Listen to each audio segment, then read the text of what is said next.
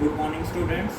Today we are going to start a new chapter, that is chapter 4, determinants. In the previous classes we studied about chapter 3 matrices. तो उसी के आगे continuation में chapter 4 determinants start करते हैं because this chapter has a lot to do with the chapter 3 matrices. दोनों chapters interlinked हैं. दोनों चैप्टर के आपको पहले वेटेज बता देता हूँ. जो चैप्टर 3 और 4 है, कंबाइंड वेटेज इसकी बोर्ड में आपकी 13 मार्क्स की है.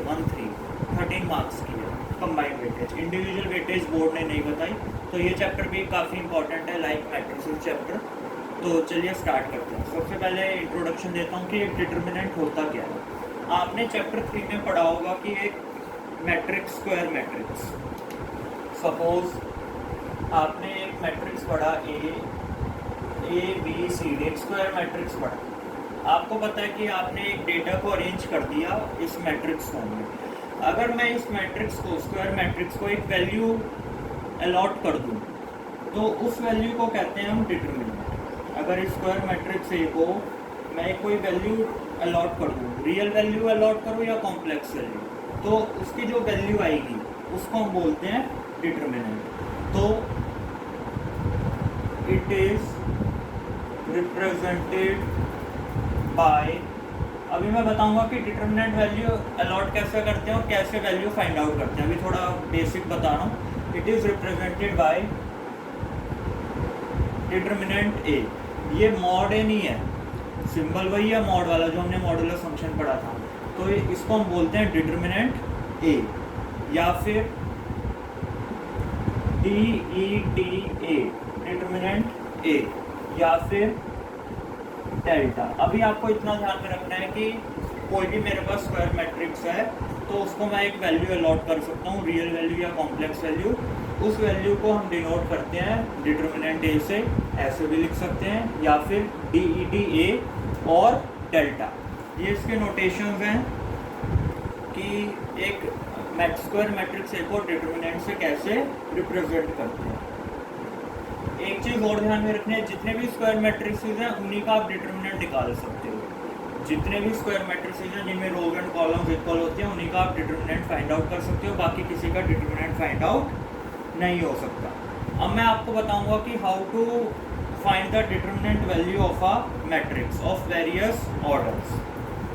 चलिए सबसे पहले लिखिए determinant of order 1 cross 1. 3 order का करके चलेंगे, 1 क्रॉस 1 का, 2 क्रॉस 2 का एंड 3 क्रॉस 3 का. तो 1 क्रॉस 1 का है तो मैट्रिक्स में ए की एलिमेंट होगा. मैंने मान लिया ए की एलिमेंट होगा. जो इसका डिटर्मिनेंट होगा 1 क्रॉस 1 का, इसको कैसे रिप्रेजेंट करूँगा, डिटर्मिनेंट ए. 1 क्रॉस 1 का एलिमेंट वही होता है, जो एलिमेंट है वो इसकी डिटर्मिनेंट वैल्यू होती है. तो ये काफ़ी सिंपल होता है, एग्जाम में पूछते भी नहीं है बेसिकली. Second order 2 cross 2. एक 2 क्रॉस 2 का डिटर्मिनेंट का देखो, मैट्रिक्स का देखो डिटर्मिनेंट कैसे निकालते हैं. पहले मैं कुछ लेट कर लेता हूँ, A B C D. ये मैंने 2 क्रॉस 2 मैट्रिक्स लेट कर लिया. डिटर्मिनेंट निकालने के लिए क्या करते हैं, डिटर्मिनेंट ए से डिनोट किया, इस एलिमेंट को इस एलिमेंट से मल्टीप्लाई करना है, A इंटू डी, फिर करना है माइनस. 2 क्रॉस 2 का डिटर्मिनेंट ऐसे निकालते हैं, क्रॉस मल्टीप्लाई करना है, A को मल्टीप्लाई किया D से, A इंटू डी आ गया, माइनस A को मल्टीप्लाई किया C से. तो डिटर्मिनेंट A की वैल्यू ऐसे निकलती है 2/2 की. क्रॉस मल्टीप्लाई करना है डायगोनल एलिमेंट को, पहले इसको मल्टीप्लाई किया A इंटू डी, यहाँ पे हमेशा माइनस आएगा, माइनस B इंटू सी. इसका एक एग्जांपल देता हूँ. जैसे कि मुझे डिटर्मिनेंट वैल्यू निकालनी है 2 4 -1 2. ये डिटर्मिनेंट का साइन बना दिया. कैसे करेंगे, 2 इंटू 2 ऐसे लिख दिया, माइनस 4 इंटू -1. क्रॉस मल्टीप्लाई किया, 2 को 2 से मल्टीप्लाई किया, माइनस 4 को -1 से मल्टीप्लाई किया. 2 2 का कितना होता है 4, minus minus plus 4 equal to 8। देखो हमेशा डिटर्मिनेंट की एक वैल्यू आएगी, मतलब ये वैल्यू अलॉट होगी to the square matrix A. तो this is the determinant value. Students अब हम सीखते हैं कि how to find determinant value of order 3 cross 3। ज़्यादातर एग्जाम में you will be dealing with such kind of determinants, that is finding determinant value of order 3 cross 3। हमने अब तक सीखा है कि हमें 2 क्रॉस 2 का डिटर्मिनेंट निकालना आता है कि क्रॉस मल्टीप्लाई करते हैं, माइनस करते हैं, फिर क्रॉस मल्टीप्लाई। जब 3/3 का कैसे निकालेंगे, इतने सारे एलिमेंट हैं, 9 एलिमेंट हैं। पेपर में 3/3 के ऊपर आपका डिटर्मिनेंट नहीं आएगा, मैक्सिमम 3/3 का ही डिटर्मिनेंट आता है। इसको सीख लेंगे, डिटर्मिनेंट ऐसे ही सॉल्व हो जाएगा, पूरी एक्सरसाइज हो जाएगी। चलिए अब इसको सॉल्व करने के लिए हम 2/2 डिटर्मिनेंट का यूज़ करेंगे। जो हमने वैल्यू फाइंड आउट करी थी 2/2 डिटर्मिनेंट की, उसको यूज़ करेंगे इसको सॉल्व करने के लिए। तो इसमें कुछ वेरियस एक्सपेंशन है कि किस रो के अबाउट एक्सपेंड करें या किस कॉलम के अबाउट एक्सपेंड करें। तो एक सिंपल सी ट्रिक बताता हूँ, उसके अकॉर्डिंग हमको करना है। पहले रफ में क्या कीजिए, एलिमेंट के अकॉर्डिंग साइन अलॉट कर लेते हैं। मान लो मैं एक्सपेंड कर रहा हूँ, एक्सपेंडिंग along R1 मतलब पहला रो, इसके अबाउट एक्सपेंड कर रहा हूँ। इसके अबाउट एक्सपेंड करने के लिए कॉरस्पॉन्डिंग एलिमेंट्स को 2/2 क्रॉस डिटर्मिनेंट से मल्टीप्लाई करना है। अब एक्सपेंड कैसे करेंगे, A11 की पोजीशन क्या है, 1 + 1 E1 आ रहा है, फर्स्ट रो फर्स्ट कॉलम, इसको देखो 1 + 1 प्लस आ रहा है, तो यहाँ पे प्लस लिख दो। A12 की पोजीशन क्या है, ऑड है, 1 + 2 3 होता है, ऑड पोजीशन आ रही है, तो यहाँ पे माइनस लिख दो।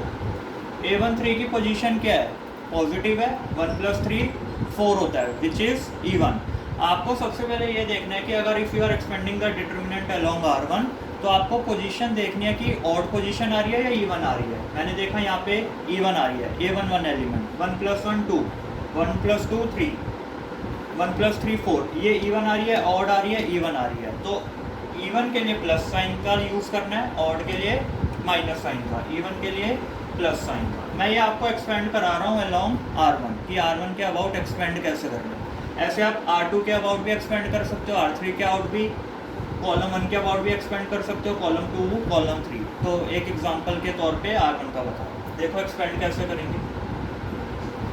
सबसे पहला एलिमेंट A11 लिख लो, यहाँ पे A11 साइन कैसा है, A11 का पॉजिटिव, तो यहाँ पे पॉजिटिव ही रखा मैंने, कोई साइन नहीं लगाया मतलब पॉजिटिव है। अब क्या करना है, A11 एलिमेंट लिख लिया, इससे एक रो डिलीट करनी है आपको जो A11 से पास हो रही है, और एक कॉलम डिलीट करना है। डिलीट कर दिया, जो रिमेनिंग एलिमेंट है वो डिटर्मिनेंट में रख दो 2 क्रॉस 2 के, A22 A23 A32 A33, ये हो गया आपका। दोबारा रिपीट कर रहा हूँ, एक्सपेंड कर रहा हूँ along R1, A11 element as it is रखा, उसका साइन देखा 1 + 1 E1 आ रहा है, प्लस आ रहा है, प्लस का रखा। वहाँ से एक रो डिलीट करनी है, कॉलम डिलीट करना है, जो रिमेनिंग एलिमेंट बचे उनको 2 क्रॉस 2 डिटर्मिनेंट में रख देना। क्लियर हो गया। अब A12 रखो, A12 का साइन कैसा है, नेगेटिव है, तो यहाँ पे माइनस लगा। अब A12 से रो डिलीट करेंगे, कॉलम डिलीट करेंगे, और बाकी 2/2 डिटर्मिनेंट में फिल कर देंगे वैल्यूज। A12 से रो डिलीट करी, ये रो डिलीट हो जाएगी, जो A12 से पास हो रही है, ये कॉलम डिलीट हो जाएगा। ये वाली रो डिलीट हुई, ये कॉलम डिलीट हुआ, क्या बचा, A21 एज इट इज रख दिया, A23 A31 and A33। Clear हो गया। ये एलिमेंट हो गया हमारा, ये एलिमेंट हो गया। अब क्या बचा, A13 बचा, A13 यहाँ पे लिख दिया, कैसा साइन है, प्लस का, प्लस कर दिया। अब बाकी को 2/2 डिटर्मिनेंट में फिल कर दिया। A13 से ये रो गई, अब लास्ट कॉलम चला जाएगा और ये कॉलम गया।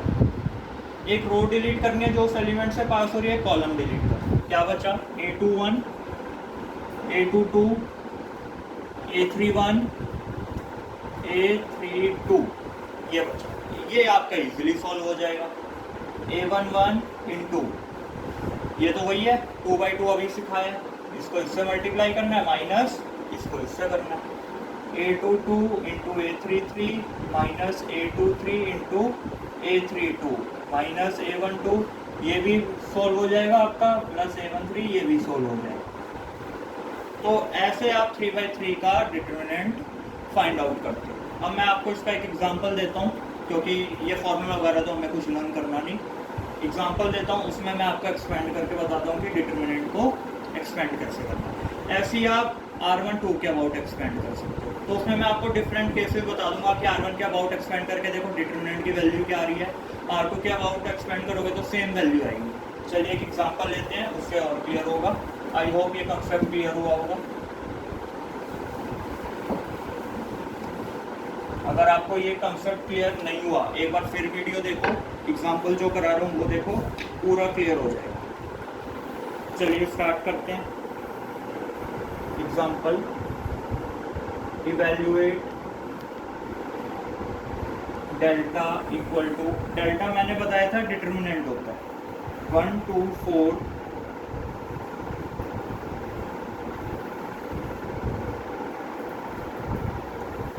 -1 3 0 4 1 0। इसके अबाउट हमें डिटरमिनेंट वैल्यू निकालनी है। अब देखो, सबसे पहले आपको ये आइडेंटिफाई करना है कि एक्सपेंड कैसे करें। मैं R1 के अबाउट भी एक्सपेंड कर सकता हूँ, R2 के अबाउट भी, R3 के अबाउट भी, C1 कॉलम 1 कॉलम 2 कॉलम 3 के अबाउट भी। अब मैंने देखा कि मेरे यहाँ कॉलम 3 में 2 जीरोज आ रहे हैं ना, 2 जीरोज, तो उसके अबाउट एक्सपेंड करना ईजी है, क्योंकि जीरो को किसी से भी मल्टीप्लाई करोगे वो जीरो ही आ जाएगा, तो डायरेक्ट हम जीरो लिख सकते हैं। तो मैं आपको दो चीज़ें करके बताऊंगा, एक तो एक्सपेंड करूंगा along C3 that is column 3, और एक एक्सपेंड करूंगा अलॉन्ग R1, दोनों से आंसर सेम आएगा। चलिए पहले करते हैं एक्सपेंडिंग अलॉन्ग R1। पहले R1 के अबाउट ही एक्सपेंड कर लेते हैं, क्योंकि वो एग्जाम्पल दिया था। कैसे करेंगे, डेल्टा इक्वल टू, मैंने कहा था पहले साइन बनाएंगे। R1 का साइन क्या होता है, plus minus plus, for A11 E1 A12 और A13 E1, तो प्लस माइनस प्लस। यहाँ पे क्या एलिमेंट है, +1, रो डिलीट करी, कॉलम डिलीट किया, क्या बचा 3 0 1 0, फिर -2, ये A11 एलिमेंट हुआ, वहाँ से रो डिलीट करी, कॉलम डिलीट किया, ये 2/2 में लिखा, -2 लिखा, रो डिलीट करी, कॉलम डिलीट किया, -1 0 4 0 +4, कॉलम डिलीट किया, रो डिलीट करी, -1 3 4 1, ये आ गया आपका एक्सपेंडिंग अलॉन्ग आ रहा है। इसको सॉल्व कर लेते हैं। 1 इंटू 3 इंटू 0 क्या होता है, 0, minus 1 into 0 is 0, -2 into -1 into 0 is 0, -4 into 0 is 0, +4 into -1 into 1, -1 आएगा, माइनस साइन लगा दिया, 3 इंटू 4, इसको इससे मल्टीप्लाई किया, माइनस अपर वाले को लोअर वाले से, 3 4 12, ये आ गया। सॉल्व कर लेते हैं इसको, ये तो 0 ही हो गया, ये भी 0 हो गया, 4 इंटू -13 इक्वल टू -52। तो आपके डिटरमिनेंट की वैल्यू क्या है, -52।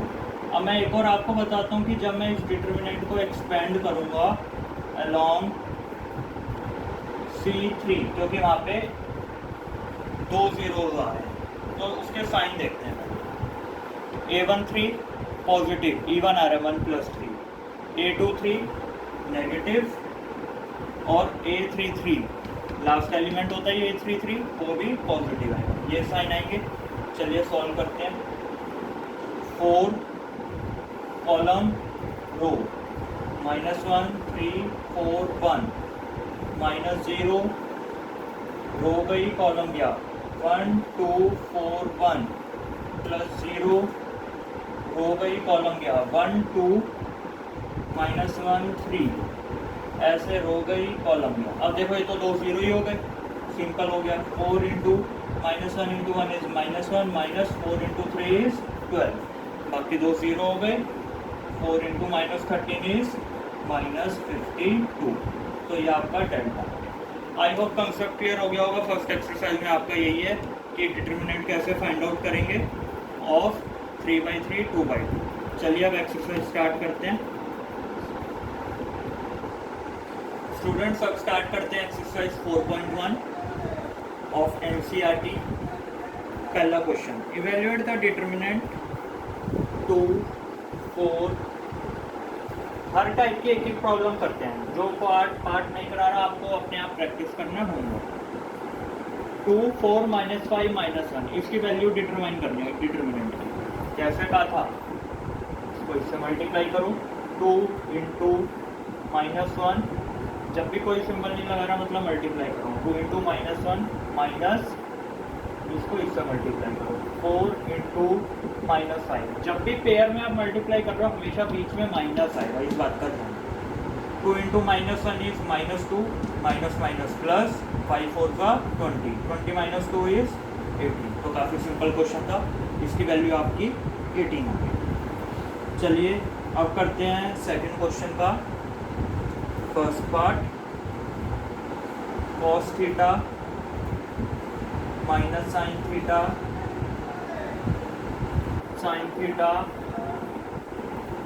cos थीटा, ये आपको फाइंड आउट करना है। cos theta into cos theta ये करेंगे पहले, माइनस यहाँ पे क्या है minus sine theta into sine theta. जो भी आप नेगेटिव में रख रहे हो उसको ब्रैकेट में रख लो। इसको इससे मल्टीप्लाई किया माइनस, इसको इससे किया cos इंटू कॉस क्या हुआ cos square theta minus minus plus sine square theta which is equal to 1। ये आपका आंसर आ गया। जो इसका सेकंड पार्ट है अपने आप कर लेना आप इन होमवर्क। आगे बढ़ते हैं। क्वेश्चन नंबर 3 होमवर्क है, फोर्थ करा रहा हूँ क्योंकि थर्ड और फोर्थ सिमिलर है, तो मैं 3/3 ऑर्डर वाला ले लेता हूँ क्वेश्चन। आपको ए दिया हुआ है, एक मैट्रिक्स दिया हुआ है। मैट्रिक्स जब भी मैं कोई 2 वर्टिकल बार नहीं लगा रहा मतलब वो मैट्रिक्स दिया हुआ है। अगर 2 वर्टिकल बार लगा दिया मतलब वो डिटर्मिनेंट दिया हुआ है। डिटर्मिनेंट एक वैल्यू होती है, मैट्रिक्स एक अरेंजमेंट होती है। ए की वैल्यू दी हुई है 1 0 1 0 1 2 0 0 4। ये आपका एक मैट्रिक्स ए दिया हुआ है। आपको शो करना है, शो डैट 3a का determinant equal to 27 times determinant A. Left hand side लेके चलेंगे, 3a का डिटर्मिनेंट कैलकुलेट करेंगे।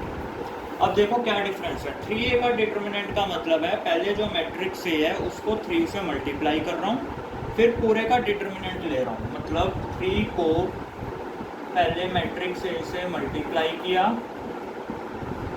और फिर इस पूरे का डिटर्मिनेंट लूँगा। अब मैंने कहा था कोई भी स्केलर को मल्टीप्लाई करोगे मैट्रिक्स से, each element will get multiplied by that scalar which is 3।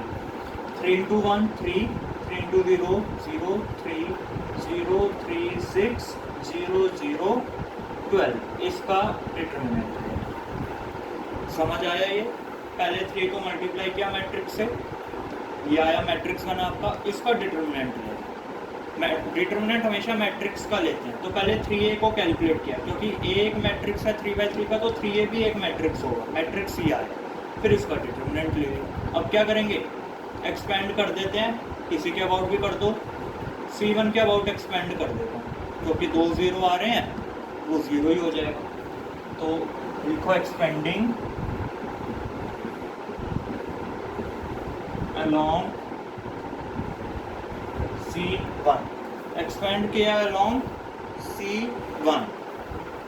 C1 के अबाउट एक्सपेंड करेंगे। यहाँ पे साइन देख लेते हैं, A11 एलिमेंट है प्लस होगा, ये माइनस होगा, ये प्लस होगा। A11 A21 A31 even odd even, तो प्लस माइनस प्लस। सबसे पहले क्या आएगा +3, 2/2 का डिटर्मिनेंट लिखेंगे। कैसे, वो हो गई कॉलम गया, 3 6 0 12 बचा, 3 6 0 12। क्लियर? अब क्या है -0, कुछ भी लिखो यहाँ पे 0 ही आना है। एलिमेंट्स लिख देते हैं हम, रो गया कॉलम गया, 0 3 0 12 प्लस 0 रो गई कॉलम गया, 0 3 3 6 क्या आया सॉल्व करके, 3 इंटू 12 इंटू 3 36 माइनस 6 इंटू 0 0, ये तो 0 आएगा ये 0 आएगा, 12 इंटू 3 कितना आया 36 माइनस 6 इंटू 0 0, 36 इंटू 3 कितना हुआ 108, तो ये आपका आंसर आया इसका 108, ये आपका लेफ्ट हैंड साइड का है, 36 इंटू 3 108। अब चलते हैं right hand side. Right hand side है क्या आपका 27 टाइम्स डिटर्मिनेंट ए, मतलब पहले डिटर्मिनेंट ए कैलकुलेट करूंगा, एक वैल्यू आएगी उसको 27 से मल्टीप्लाई करना है, तो 27 इंटू डिटर्मिनेंट 101 012 004 इसको कैलकुलेट करना है, 27 इंटू एक्सपेंड कर रहा हूँ वही C1 के अबाउट शॉर्ट में कर रहा हूँ, इंटू 1 रो गई कॉलम गया 1 2 0 4, बाकी सारे 0 हो जाएंगे और ये भी 0 हो जाएगा, तो मैं लिख नहीं रहा हूँ क्योंकि 0 ही है, 1 रो गई कॉलम गया 1 2 0 4, बाकी सारे 0